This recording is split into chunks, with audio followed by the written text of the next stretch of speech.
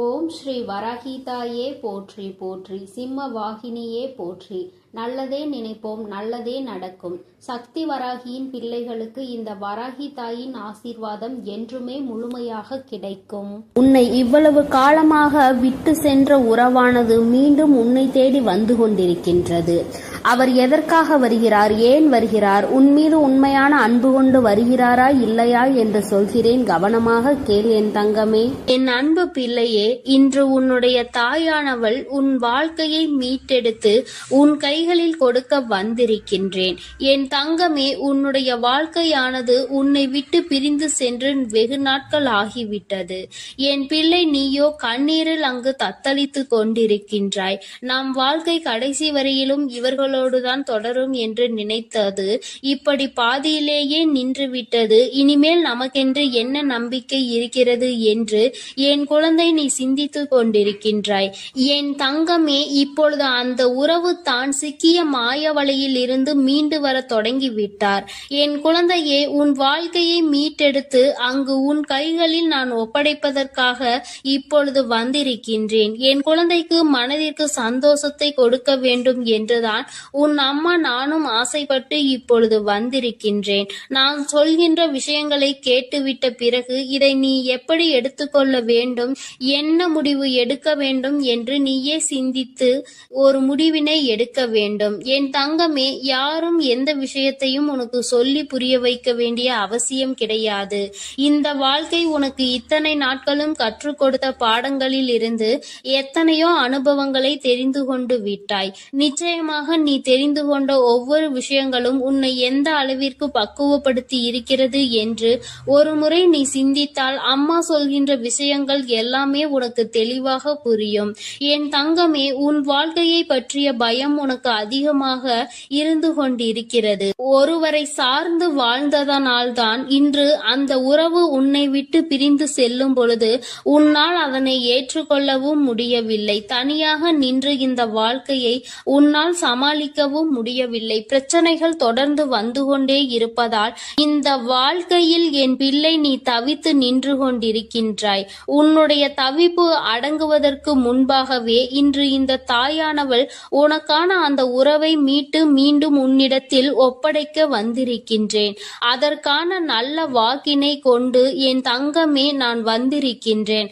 அதனால் இந்த பதிவினை முழுமையாக கேள். என் தங்கமே, உன்னை விட்டு பிரிந்து சென்ற உறவு எங்கே சென்றது, அங்கே அவர்களுக்கு என்ன நேர்ந்தது என்பதையும் முழுமையாக நீ தெரிந்து கொள்ள வேண்டும். ஏனென்றால் இந்த வாழ்க்கையில் அவர்கள் கற்று தேர்ந்த சில விஷயங்களை நீ தெரிந்து கொள்ள வேண்டும் அல்லவா?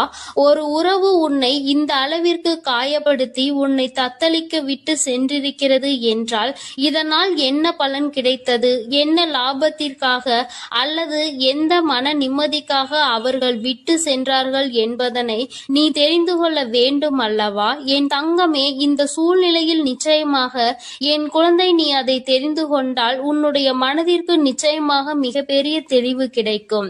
என் பிள்ளையே, மனதளவில் எந்த ஒரு விஷயத்திற்காக இத்தனை நாள் நீ கலங்கி நின்றாயோ அந்த விஷயத்திற்கான மிகப்பெரிய தெளிவினை இந்த தாயானவள் இன்று உனக்கு கொடுக்க போகின்றேன். காரணம் என்னவென்றால் உண்மை தெரியாமல் உறவை நினைத்து வருந்தி கொண்டிருக்கிறாய். அதைதான் இன்று அம்மா உனக்கு தெரிய வைக்க முயற்சி செய்கின்றேன். என் தங்கமே, நீ நம்பிய உறவானது தேடி சென்றது இன்னொரு உறவை. அது மட்டுமல்லாமல் அங்கே அவர்களுக்கு இதைவிட சந்தோஷமான வாழ்க்கை இருப்பதாக நினைத்து உன்னை விட்டு அங்கே சென்றிருக்கிறார்கள். அவர்களுக்கு அங்கே என்ன பலன் கிடைத்தது என்று கேட்பாயானால் அங்கே முதலில் நல்ல ராஜ வாழ்க்கை தான் அவர்களுக்கு கிடைத்தது. அந்த ராஜ வாழ்க்கையை சந்தோஷமாக வாழ்ந்து கொண்டிருக்கின்ற நேரத்தில்தான் அவர்கள் வாழ்க்கையில் விழுந்தது மிகப்பெரிய பிரச்சனை. யாரை நாடி சென்றார்களோ, உன்னை விட்டு எப்படி இன்னொரு உறவை நாடி சென்றார்களோ அதுபோல அவர்கள் நாடி சென்ற உறவு உன் உறவை விட்டு வேறொரு உறவை தேட ஆரம்பித்து விட்டது. வாழ்க்கையில் ஏமாற்றம் என்றால் என்ன, அவமானங்கள் என்றால் என்னவென்பதை தெரிந்து கொள்ள வேண்டும் அல்லவா? மிகவும் எளிதாக ஒருவருக்கு துரோகத்தை செய்து விட்டேன், அதனினுடைய பலனை அடையாமல் விட்டால் எப்படி? அந்த பலனை தான் அவர்கள் அடைவதற்கு இன்று என்று தயாராகி இருக்கின்றார்கள். என் தங்கமே, இந்த வாழ்க்கை நிச்சயமாக அவர்களுக்கு பல கடினமான விஷயங்களை காண்பித்து கொடுத்து விட்டது. அவர்கள் செய்தது எத்தனை பெரிய தவறு என்பதை அவர்களுக்கு புரிய வைத்து விட்டது. புரிய வைத்ததோடு மட்டுமல்லாமல் பல வேதனைகளிலும் சோதனைகளிலும் கிடந்து அதிலிருந்து மீண்டு வர முடியாமல் இப்பொழுது தவித்து மீண்டும் உன்னுடைய உறவே பெரியது என்று நினைக்க இவர் தொடங்கிவிட்டார். என் தங்கமே, ஒரு விஷயத்தை நீ தெளிவாக புரிந்து கொள்ள வேண்டும். இந்த தாயானவள் உன்னிடத்தில் ஒரு விஷயத்தை சொல்ல வருகிறேன் என்றால், அம்மா உடனடியாக எனக்கு எல்லாவற்றையும் செய்து கொடு, உடனே நான் சந்தோஷமாக வாழ வேண்டும் என்று நீ கண்மூடித்தனமாக சொல்லக்கூடாது. அவர் மாய வலையில் சிக்கி இருக்கிறார் என்றால் தன்னுடைய சொந்த புத்தி இல்லாமல் அங்கே எதுவும் நடக்கவில்லை. தன்னுடைய வாழ்க்கை, அதிலும் தன்னை நம்பிய ஒரு உறவு, தன்னை விட்டால் யாருமே அந்த உறவுக்கு இல்லை என்கின்ற நிலை, இந்த நிலை எல்லாம் உணர்ந்த பிறகும் கூட ஒருவருக்கு துரோகத்தை செய்ய முடிகிறது என்றால், இவர்கள் மீண்டும் உன்னை நாடி வந்து உன்னோடு இருக்கும் பொழுது வேறு ஒரு உறவை தேடினால் அதனால் தவறு யார் மேல் வரும் என்பதை ஒருமுறை நீ சிந்தித்து பார். உண்மையான அன்பிற்கு துரோகத்தை செய்ய நினைத்தவர்கள் நாளை எந்த விஷயத்தையும் உனக்கு செய்ய துணிவார்கள் என்பதை நீ மறந்து விடாதே. இவர்கள் நினைப்பதை நடத்துவதற்கான இடத்தை நீ கொடுக்க கூடாது. ஒரு முறை ஒரு தவறு உன் வாழ்க்கையில் நடந்துவிட்டது. இதிலிருந்து மீண்டு வர முடியாமல் நீ தவித்து நின்று கொண்டிருக்கின்றாய். என் தங்கமே, அப்பேற்பட்ட சூழ்நிலையில் அதே உறவு மீண்டும் ஒன்றை சொன்னால் அதை நம்புவதற்கு நீ முட்டாளாக இருந்து விடாதே. மாய வலையில் இருந்து மீண்டும் பேசுவதற்கு அவர்களுக்கு சுயமாக வேறு காரணங்கள் வரத்தான் செய்யும். ஒருவர் வாழ்க்கையை கெடுத்து இன்னொருவருக்கு சந்தோஷத்தை கொடுக்க நினைக்கின்ற உறவுகள் தன்னுடைய சுயநலத்தை மட்டுமே முன்னெடுத்து வைக்கின்றார்கள். உறவுகள் ஒரு நாளும் வாழ்க்கையில் உனக்கு தேவை கிடையாது என்பதை முதலில் நீ புரிந்து கொள். என் தங்கமே, நீ ஒவ்வொரு நாளும் இதனால் அழுது அழுது எந்த அளவிற்கு என் தங்கமே இந்த தாயானவள் முன் நீ புலம்பிக் கொண்டிருந்தாய் என்பதை ஒரு நிமிடம் சிந்தித்து பார். எப்பொழுதுமே உனக்கு நல்லதை மட்டுமே எடுத்துச் சொல்வேன். என் குழந்தையின் வாழ்க்கைக்கு ஏற்ற விஷயமாக இருந்தால் அதை நான் உன்னை விட்டு ஒரு நாளும் விலக்கி வைத்திருக்க மாட்டேன். என் தங்கமே, எல்லாவற்றையும் தாண்டி உன்னை விட பெரிது என்று நினைத்து இன்னொன்றை தேடி சென்ற உறவு மீண்டும் உன்னிடம் திரும்பி வந்தாலும் என்றென்றைக்கும் நீ அதனை நாடி செல்லாதே. உண்மையான உன் மீது அன்பு கொண்ட உறவாக இருந்தால் அந்த உறவு ஒருபொழுதும் இன்னொருவரை தேடி செல்லாது. என் தங்கமே, இது பொய்யான உறவு என்பதை நீ புரிந்து கொள்ள வேண்டும். அதனால் என் பிள்ளையே, எதுவானாலும் சிந்தித்து முடிவெடு. மீண்டும் ஒரு ஏமாற்றத்தை ஒருவேளை கொடுத்தால் அதை உன்னால் தாங்கிக் கொள்ள முடியும் என்று நீ நம்பினால் மட்டுமே இந்த வாழ்க்கையை நீ தேர்ந்தெடுக்கலாம். இல்லை, எனக்கு வேண்டாம், என்னால் முடியாது என்று நீ சொல்வாயானால் நிச்சயமாக நீ தப்பித்து கொள்ள வேண்டும் என்றுதான் அம்மா சொல்கின்றேன். என் குழந்தையே, வாழ்க்கையில் உண்மையான அன்பினை கொடுக்க எத்தனையோ பேர் இருக்கிறார்கள். பொய்யான அன்பிற்காக உன்னுடைய வாழ்க்கையை நீ தொலைத்துவிடக் கூடாது என்றுதான் அம்மா சொல்கின்றேன். என் குழந்தையின் மனதில் இருக்கின்ற இந்த எண்ணங்களை அம்மா நான் நிச்சயமாக புரிந்து கொண்டதன் பலனாக தான் உன்னிடத்தில் சொல்கிறேன். வேண்டாம் என்று முடிவெடுத்து விட்டால் என்னிடம் வா, அம்மா உனக்கான ஆறுதலை கொடுக்கிறேன். வேண்டும் என்று முடிவெடுத்தால் அந்த வாழ்க்கை உன்னுடைய பொறுப்பு. இனி உன் வாழ்க்கையை நீதான் பார்த்து கொள்ள வேண்டும். அதில் மட்டும் நீ கவனமாக இருந்து விட்டால் போதும். அம்மா உன்னை எப்பொழுதுமே கைவிட மாட்டேன் என்பதை மட்டும் நீ தெளிவாக புரிந்து கொண்டால் போதும். என் அன்பு பிள்ளையே, உன்னை விட்டு சென்ற உறவு மீண்டும் உன்னை தேடி வருகிறது. அதற்கான காரணம் என்னவென்று முழுவதுமாக கேட்டு தெரிந்து கொண்டு அம்மா சொல்லும் முடிவை உடனே எடு. ஏனென்றால் என் அன்பு குழந்தை இப்பொழுது மிகவும் கோபத்தில் இருக்கிறது. தன்னுடைய செயல்கள் பிடிக்காமல் மனமுடைந்து போய் இருக்கிறது. உன்னை விட்டு சென்ற உறவு நிரந்தரமாக இல்லாமல் போகட்டும். இனி எனக்கு அவர்கள் வேண்டாம் என்று அவர்களை வெறுத்து என் அன்பு குழந்தையானது இப்பொழுது மனதை கல்லாக்கி கொண்டு உட்கார்ந்திருக்கிறது. ஆரம்ப கட்டத்தில் அந்த உறவின் மீது உயிராய் இருந்தாய். இப்பொழுது அவர்கள் செய்த சிறு தவறுக்காக அவர்கள் வாழ்க்கையிலே நிரந்தரமாக வேண்டாம். என்னுடைய விஷயங்கள் அனைத்தையும் அவர் தவறாக புரிந்து கொண்டார், தவறாக செயல்பட்டார், என் வாழ்க்கையில் துரோகத்தை விளைத்தார்கள். இனிமேல் அவர்களுக்கு என் வாழ்க்கையில் இடமே இல்லை என்று அந்த நபரை என் அன்பு குழந்தை வெறுத்து விட்டது. ஆனால் அந்த தவறு அவர்கள் செய்தார்கள், நானும் அதை ஒப்புக்கொள்கிறேன். ஆனால் என் அன்பு பிள்ளையே, நீ மனதுருகி அழுதாய் அல்லவா? அதனுடைய கர்மா இப்பொழுது அவர்களை வாட்டி வதைத்து கொண்டிருக்கிறது. அவர்கள் வாழ்க்கையில் நரக வேதனையை அனுபவித்தார்கள். ஏனென்றால் என் அன்பு குழந்தை உண்மையாக இருந்தது, அவர்களையே முழுமையாக நம்பி இருந்தது. ஆனால் அவர்கள் துரோகம் செய்து ஏமாற்றி விட்டார்கள். ஒரு உண்மையான உறவை அலட்சியம் செய்தது உண்மைதான் என் அன்பு குழந்தையே. ஆனால் அவர்கள் பட்ட துன்பம் இருக்கிறதே, அது நரக வேதனை. தினம் தினம் உனக்கு செய்த துரோகத்திற்காக கர்ம வினை அவர்கள் வாழ்க்கை முழுவதுமே நடந்து கொண்டிருக்கிறது. சில காலத்திலே நல்லது எது, கெட்டது எது, நல்ல உறவு எது, பொய்யான உறவு எது என்று உன் உறவானது புரிந்து கொண்டது. உன் தாயானவள் அதை தெரியப்படுத்திவிட்டேன்.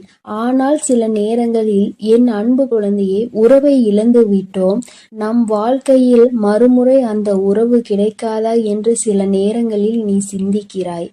ஆனால் சில நேரங்களில் எனக்கு துரோகம் செய்த உறவு மறுமுறை எனக்கு எப்படி துரோகம் செய்யாமல் இருக்கும், அதனுடைய குணத்தை எப்படி மாற்ற முடியும், அதனுடைய செயல்களையும் எண்ணத்தையும் எப்படி மாற்ற முடியும் என்று சந்தேகமும் ஏற்படுகிறது. அதனால் அவர்கள் நிரந்தரமாக நம் வாழ்க்கையில் வேண்டாம் என்று என்னுடைய தங்க பிள்ளையானது முடிவெடுத்திருக்கிறது. ஆனால் இந்த முடிவை நீ கொஞ்சம் மாற்றிக்கொள்ள வேண்டும். ஏனென்றால் தவறு செய்தவர்கள் நம்மை தேடி மன்னிப்பு கேட்க வரும்பொழுது அவர்களை மன்னிக்கலாம், தவறல்ல. என்ன ஒன்று என் அன்பு பிள்ளையே, மன்னிப்பு கேட்டார் போல கேட்டு உன் வாழ்க்கையில் சில கஷ்டத்தையும் கண்ணீரையும் ஏற்படுத்துவதற்கு சில நபர்கள் இருக்கிறார்கள். ஆனால் உன் உறவானது மறுமுறை தவறு செய்யாத அளவிற்கு தக்க பாடத்தை உன் அன்னை கொடுத்திருக்கிறேன். அதனால்தான் ஒரு முறை செய்த தவறுக்காக அவர்கள் அனைத்தையும் திருத்திக் கொண்டு உன் காலடியில் விழுந்து மன்னிப்பு கேட்க உன்னை தேடி அந்த நபரானவர் வரப்போகிறார். இப்பொழுது நீ சரியான முடிவு எடுக்க வேண்டும். அதனால்தான் உன் அன்னை அவர் வருவதற்கு முன்னே உன்னிடம் இதை பற்றி தெரிவிக்க வந்திருக்கிறேன். இப்போது நீ உன் முடிவுகளை எடுக்க வேண்டும். ஒரு முறை அந்த நபரை மன்னித்து விடு. ஏனென்றால் தவறு செய்வது மனிதனுடைய இயல்புதான். ஆனால் தாயும் பிள்ளையாய் இருந்துவிட்டு வைராகியம் என்பதை நீ உன் மனதில் வைத்து கொண்டிருந்தால் அங்கு வெறுப்பு அதிகமாக உன் வாழ்க்கையில் வந்துவிடும்.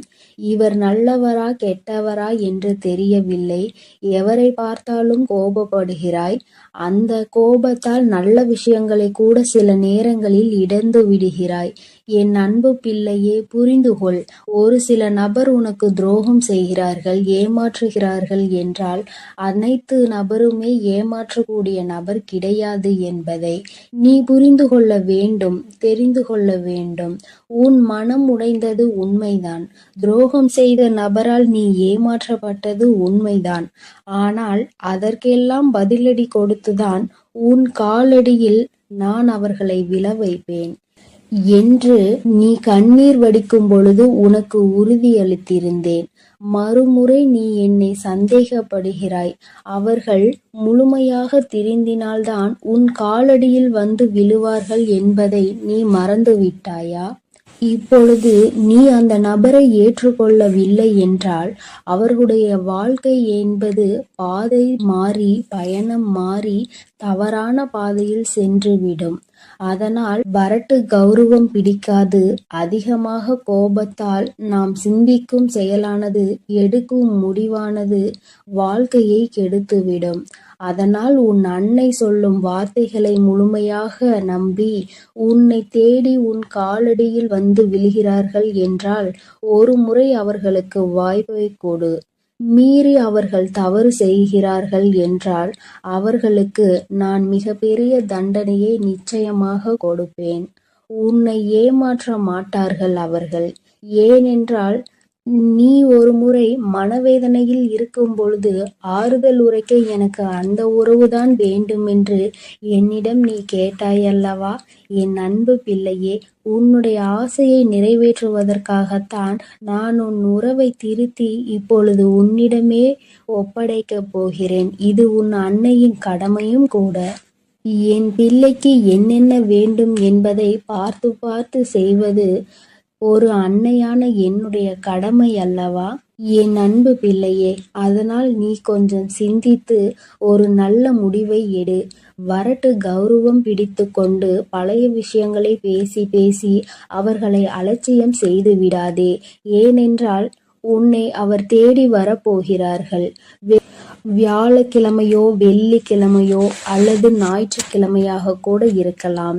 இந்த 3 தினத்தில் உனக்கு துரோகம் செய்த உறவும் ஏமாற்றிய உறவும் நரக வேதனையை அனுபவித்து தக்க பாடத்தை கற்றுக்கொண்டு உன் தாயின் லீலைகளால் அவர்கள் இனி சின்ன எறும்புக்கு கூட துரோகம் செய்யாத அளவிற்கு மாறி உன்னை தேடி இப்பொழுது வரப்போகிறார்கள்.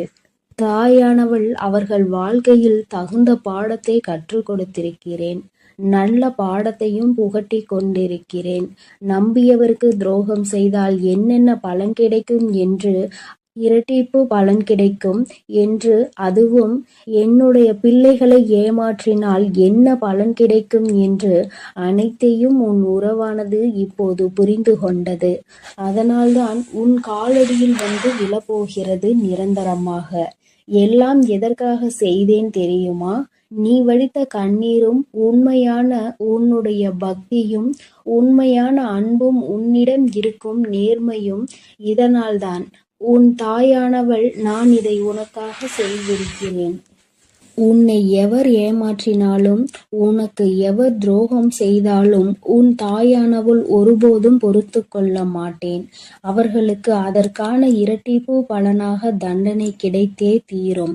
அதனால் என் வார்த்தைகள் மீது நம்பிக்கை கொண்டு நான் சொல்லக்கூடிய முடிவை எடுத்துவிட்டால் உன் வாழ்க்கையில் சந்தோஷம் என்பது நிரந்தரமாக இருந்துவிடும். உன் உறவு காலடியில் வந்து விழப்போகிறது. அதை மனமாற ஏற்றுக்கொண்டு வாழ பழகு. பழைய விஷயங்களை பேசாதே. பழைய விஷயங்களில் புத்தி காமித்தால் பழைய நிலைக்கு மாறுவதற்கு சிறிது காலம் எடுக்காது. ஆனால் திரும்பி வரும்பொழுது அவர்களை பழைய விஷயத்தை சொல்லி சொல்லி காமித்து அவர்களை மென்மேலும் கஷ்டப்படுத்த கூடாது. பிறகு அவர்கள் வாழ்க்கையில் தவறான முடிவுகளை எடுத்து விடுவார்கள். அதனால்தான் உன் அன்னை இப்பொழுது இந்த முடிவை எடுக்கச் சொல்கிறேன். என் அன்பு பிள்ளையே, அதனால் நீ சிந்தித்து ஒரு நல்ல முடிவை சீக்கிரமாக எடுத்துவிடு. ஏனென்றால் அவர்கள் உனக்காகவே வந்து கொண்டிருக்கிறார்கள். அவர்கள் முழுமையாக தெரிந்து விட்டார்கள். உன் அன்னை சொல்கிறேன் அல்லவா, என் மீது நம்பிக்கை கொண்டு உன் வாழ்க்கையை நீ ஆரம்பி என் குழந்தையே. அதில் உன்னை எப்பொழுதும் நானே வழிநடத்தி செல்கிறேன். நான் உன்னோடே இருக்கிறேன். நான் உனக்காகவே இருக்கிறேன். நான் இருக்கும் பொழுது நீ எதற்காகவும் கவலை கொள்ள வேண்டாம் என் தங்கமே. நீ நல்லதையே நினை. உன் வாழ்வில் எப்பொழுதும் நான் உனக்கு நல்லதை மட்டுமே செய்து கொடுக்கிறேன். என் அன்பு பிள்ளையே, ஒரு முக்கியமான செய்தியை இன்று உன்னிடம் சொல்வதற்காக உன் வராகி அம்மா நான் வந்திருக்கிறேன். ஏனென்றால் நான் கண்ட காட்சி ஒன்று என்னை கண்கலங்க வைத்து விட்டது. அதை உன்னிடத்தில் சொல்லிவிட வேண்டும் என்றுதான் அம்மா வந்திருக்கிறேன். என்னை விட்டு பிரிந்து சென்ற உன்னுடைய துணையினுடைய இல்லத்திற்கு அம்மா சென்றிருந்தேன். பிரிவிற்கு காரணம் என்னவென்பது உன் பக்கம் ஒரு நியாயம் இருந்தாலும் அவர்கள் பக்கம் இருக்கின்ற நியாயத்தையும் தெரிந்து கொள்ள வேண்டும் அல்லவா? அது என்னவாக இருக்கும் என்று அறிந்து கொள்வதற்காக தான் உன் அம்மா நான் அங்கே சென்றிருந்தேன். அங்கு நான் நான் கண்ட காட்சி என்னவென்பதையும் குழந்தையே நீயும் தெரிந்து கொள்ள வேண்டும் அல்லவா? அம்மா உன்னிடத்தில் அதனை சொல்லியே தீர வேண்டும் என்று வந்திருக்கிறேன். நான் சொல்கின்ற விஷயங்கள் உனக்கு நிச்சயமாக மன கஷ்டத்தை தான் கொடுக்க போகிறது. ஆனால் அதற்கான தீர்வும் இதில் முடிவில் உனக்கு கிடைக்க போகிறது. அதற்கு காரணம் என்ன தெரியுமா? நீ குழம்பிக் கொண்டிருக்கின்ற இந்த விஷயம் உனக்கு முதலில் தெளிவான பதிலை கொடுக்கும். அதன் பிறகு நல்லதொரு முடிவை கொடுக்கும். என் குழந்தையே, வாழ்க்கை துணை என்று அம்மா சொல்வது உனக்கு திருமணம் முடிந்த வாழ்க்கை துணையாகவோ அல்லது இப்பொழுது உன்னோடு பழகி கொண்டிருக்கிற உன்னுடைய எதிர்காலத்தில் உனக்கு துணையாக வரப்போகின்றவர் என்று நினைத்து கொண்டிருப்பவர் யாரோ ஒருவர். என் குழந்தையை யாராக இருந்தாலும் சரி, அவர்களினுடைய மனநிலையில் உன்னை பிரிந்து சென்ற பிறகு என்னவாக இருக்கிறது, எதற்காக உன்னை விட்டு பிரிந்து சென்றார்கள், அவர்களின் இல்லத்தில் நான் கண்ட காட்சி என்னவென்பதை அம்மா உனக்கு இப்பொழுது விரிவாக சொல்கிறேன். என் குழந்தையே, ஒரு முறை உன்னுடைய மனதினை ஒருநிலைப்படுத்தி இந்த வராகியை அன்போடு நினைத்துக்கொள். எந்த விதமான கலக்கமும் உனக்கு தேவையில்லை. எல்லாவற்றிற்கும் உன் தாயானவள் நான் இருக்கிறேன் என்பதை நீ புரிந்து கொண்டால் போதும். என் தங்கமே, நானும் உன் துணையினுடைய மனதில் என்ன இருக்கிறது என்று தெரிந்து கொள்ள சென்றேன். அங்கே உன்னுடைய துணை என் மனதை தவிர மற்றவர்களின் மனதில் என்ன இருக்கிறது என்பதை அறிந்து கொண்டு உன் அம்மா இப்பொழுது வந்திருக்கிறேன். என் தங்கமே, யார் யார் என்ன நினைக்கிறார்கள் என்பதை முதலில் சொல்கிறேன். அதன் பிறகு ஏன் உன் துணை இப்படி ஒரு முடிவை எடுத்தது என்பதை நீ புரிந்து கொள்வாய்.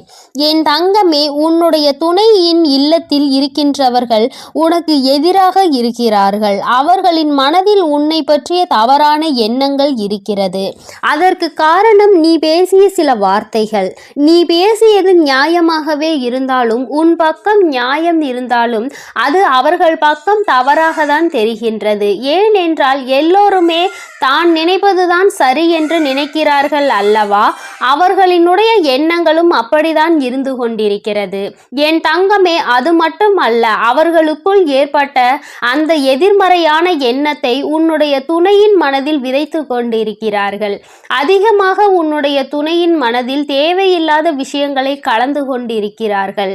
உன்னுடைய துணையோ தவறாக உன்னை பற்றி நினைப்பதற்கு என்னென்ன வழிகள் இருக்கிறதோ அத்தனை வழிகளையும் அவர்கள் கொடுக்கும் பொழுது இவரும் அப்படி இல்லை என்று சொல்லாமல் அந்த விஷயத்தை காது கொடுத்து கேட்டுக்கொண்டிருக்கின்றார்.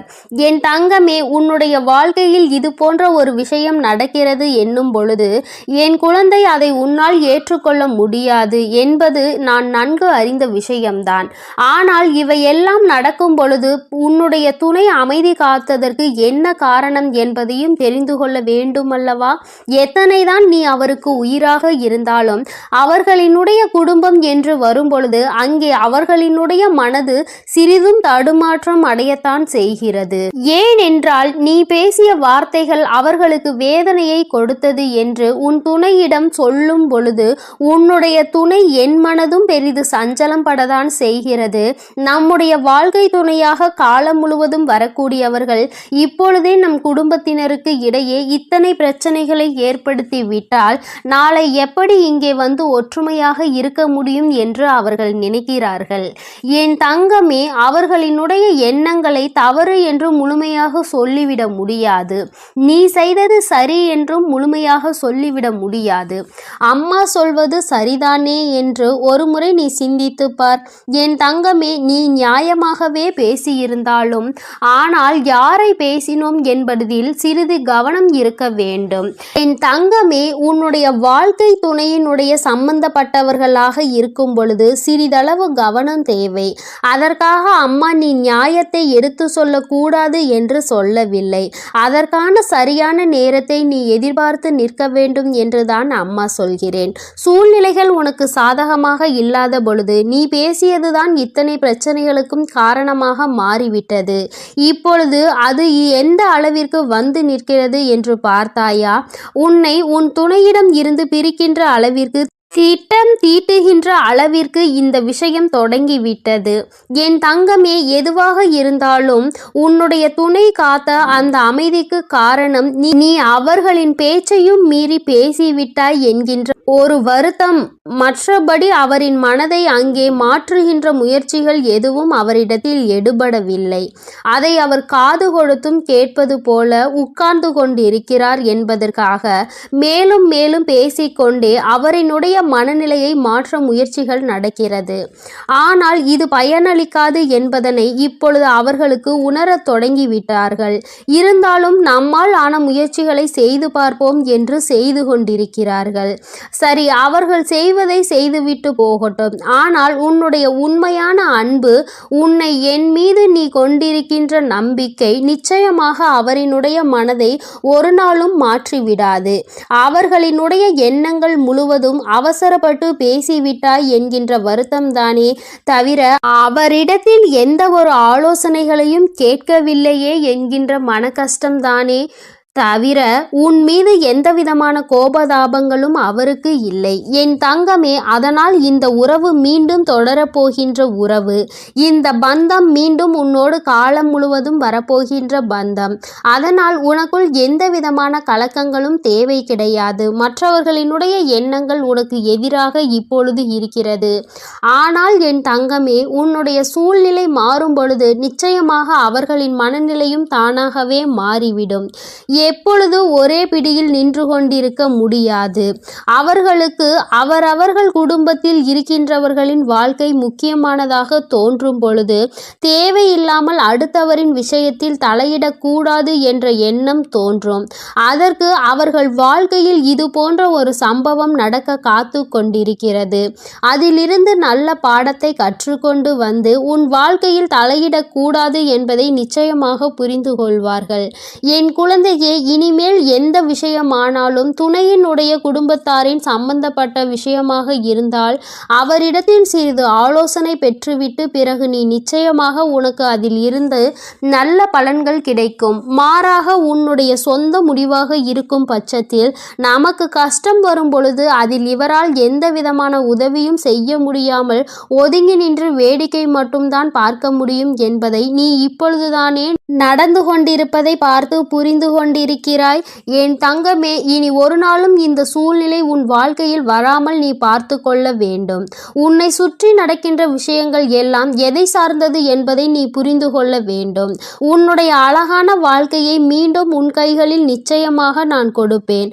மற்றவர்களின் மனநிலையை மாற்றி உன் கைகளில் அதை கொடுக்கின்ற நேரம் மறுபடியும் வரும். அதை நீ நிச்சயமாக எக்காரணம் கொண்டும் இழந்து விடாமல் பார்த்து கொள்ள வேண்டியது உன்னுடைய பொறுப்பு. என் தங்கமே, இந்த வராகி அம்மாவினுடைய ஆசீர்வாதங்கள் உனக்கு எப்பொழுதும் இருந்து கொண்டுதான் இருக்கிறது. ஆனால் உன்னுடைய வாழ்க்கை உன் கையில் தான் இருக்கிறது என்பதை நீ மறந்து விடாதே. சர்வ நிச்சயமாக இந்த வராகியானவள் கொடுத்த வாக்கினை நிச்சயமாக நிறைவேற்றி காட்டுவாள். நான் உன் வாழ்க்கையை உன் கைகளில் கொடுக்கிறேன் என்று சொல்லி இருக்கிறேன் அல்லவா? சர்வ நிச்சயமாக உன் வாழ்க்கையை நான் உன் கைகளிலேயே ஒப்படைப்பேன். அதுவரையிலும் நீ சற்று பொறுமையாக நம்பிக்கையோடு காத்திருந்தால் மட்டும் போதும். நடப்பது எல்லாமே உன் வாழ்க்கையில் நிச்சயமாக நல்லதாக மட்டுமே நடக்கும். என் அன்பு குழந்தைக்கு இந்த ஆதிபராசக்தியின் அன்பும் ஆசீர்வாதமும் முழுவதுமாக கிடைக்கும். ஓம் சக்தி, ஓம் ஆதி.